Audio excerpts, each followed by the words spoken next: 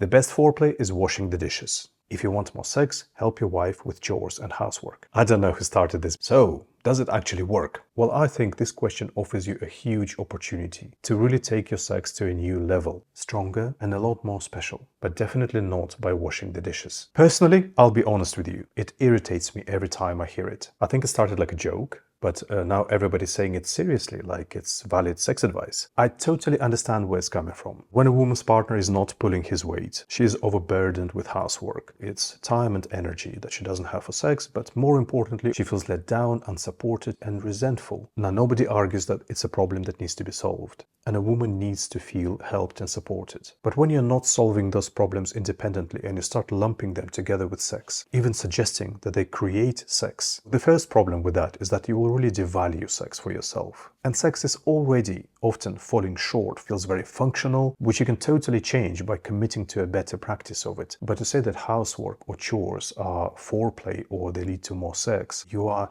devaluing sex even further, you are trivializing it. You're basically saying it is equal to washing the dishes or cleaning the bathroom. And once you make that connection, it changes everything about how both of you feel about sex. This is a commodity in your relationship that is conditional on, doing certain chores can be traded for it. High chance a man in many cases might feel a little bit trained like a dog, rewarded by sex, rather than appreciated as a lover and attractive man. Not sexy for either of you, really. And this kind of conversation brings up really uncomfortable, connotations that as long as he does the chores, he can expect more sex, that the woman should provide sex for the chores done rather than for his ability to engage her, to make her feel amazing in sex. They should never be in the same sentence together. Your sex life is a very, very special space in your life where you feel nourished and enriched by all this blissfulness, all this beauty of the senses, and you feel that deep intimacy and real connection and love. You both want to honor it and respect it as this very special thing, which means not dragging all your rubbish bins and pots and shopping trolleys and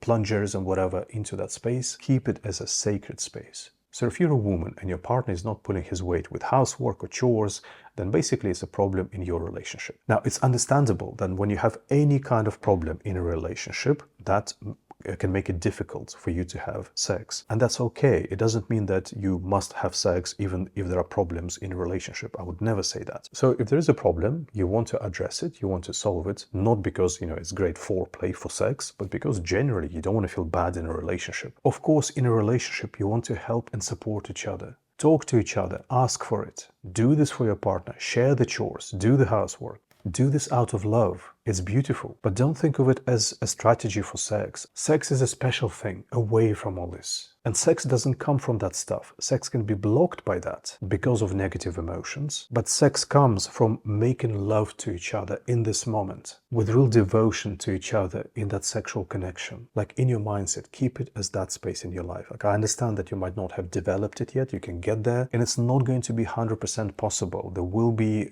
situations in your relationship that will make you unable to connect with your partner because you feel that block because of whatever else is happening. But for small and medium level stuff, this can actually be the opposite.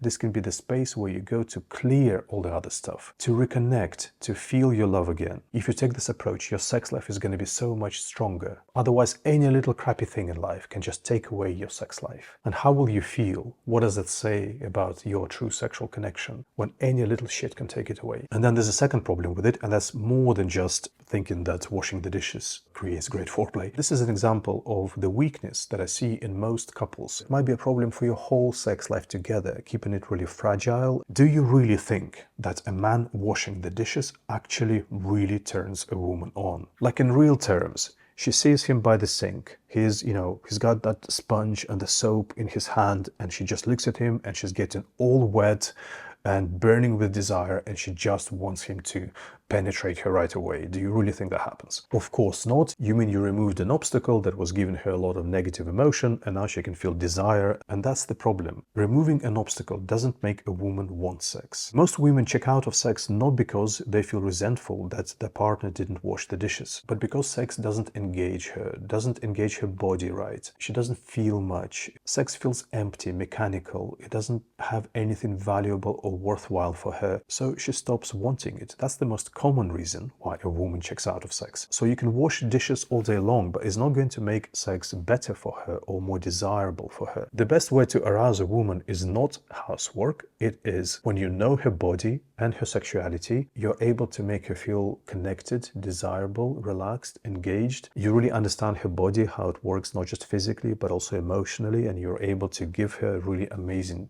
sexual pleasure in every moment. You can love her body erotically powerfully, so she really feels your desire and your love. And then there will be a powerful surge of sexual energy, and that is the best foreplay for women, not washing the dishes. This is a very widespread erroneous mindset that I've seen a lot in my consultancy. I think it's just everywhere, especially when working more with sex therapy and helping people to solve particular sex problems in a relationship.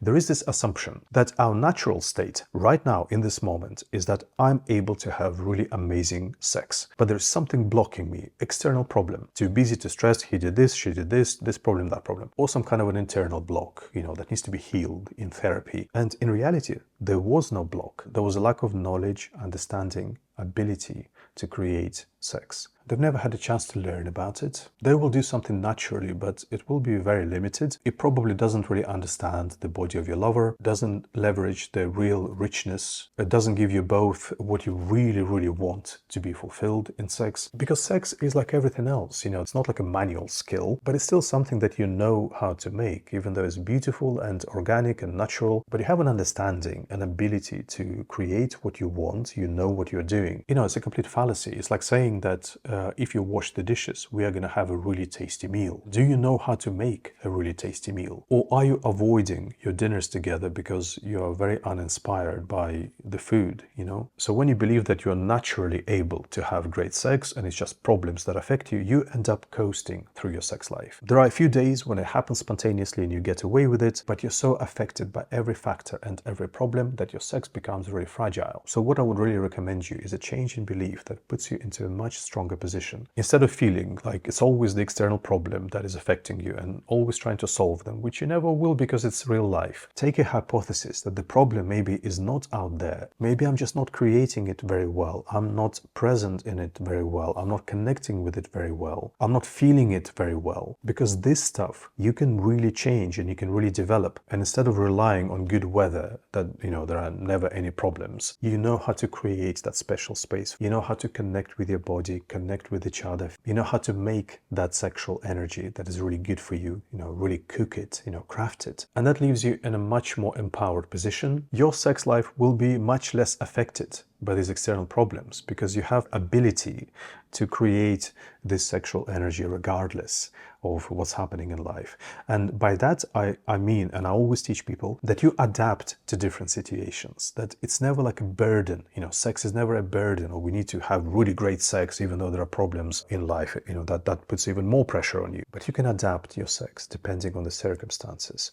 If today, it's too much to do that, then we can create a sexual energy that is still really nourishing and enriching for us within our abilities today, so that it always remains a place in your life that's always there for you. Like, you don't need to perform, you don't need to achieve something there, because there's so much of it in life already. This is a special space for you to be nourished, to be revitalized by that blissful pleasure, to feel love. Your sex life becomes problem-proof. Whatever life throws at you, you can adapt and be flexible and still have really wonderful sexual time together. So perhaps washing the dishes can be a bit of a moment of realization. I hope you enjoy each other.